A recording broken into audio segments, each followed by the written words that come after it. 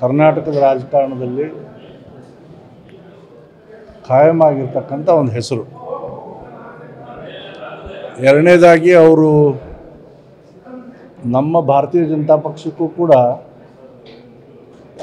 ಬಂದಿದ್ದರು. ಅವ್ರು ಬಂದಂಥ ಸಂದರ್ಭದಲ್ಲೇ ನಮ್ಮ ಪಕ್ಷಕ್ಕೆ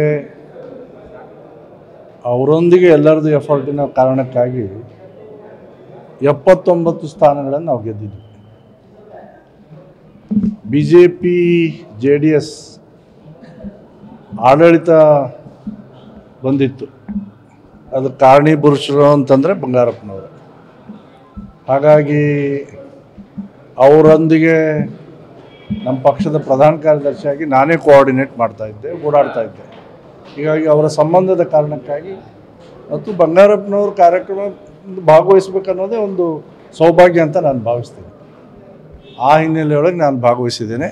ನನಗೆ ಶಿವಮೊಗ್ಗ ಇಳಿದ ತಕ್ಷಣ ಒಂದಿಷ್ಟು ಪ್ರಶ್ನೆಗಳು ಬಂತು. ಕೇಳಿದರು, ನೀವೇನು ಕಾಂಗ್ರೆಸ್ಸಿಗೆ ಹೋಗ್ತೀರಾ ಅಂತ ಕೇಳಿದರು.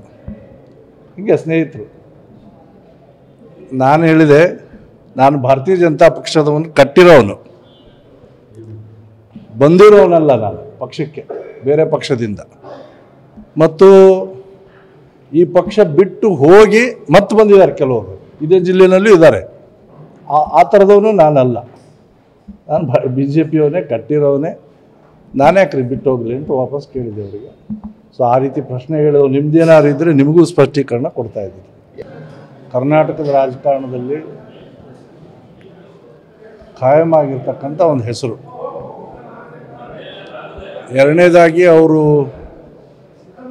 ನಮ್ಮ ಭಾರತೀಯ ಜನತಾ ಪಕ್ಷಕ್ಕೂ ಕೂಡ ಬಂದಿದ್ದರು. ಅವ್ರು ಬಂದಂಥ ಸಂದರ್ಭದಲ್ಲೇ ನಮ್ಮ ಪಕ್ಷಕ್ಕೆ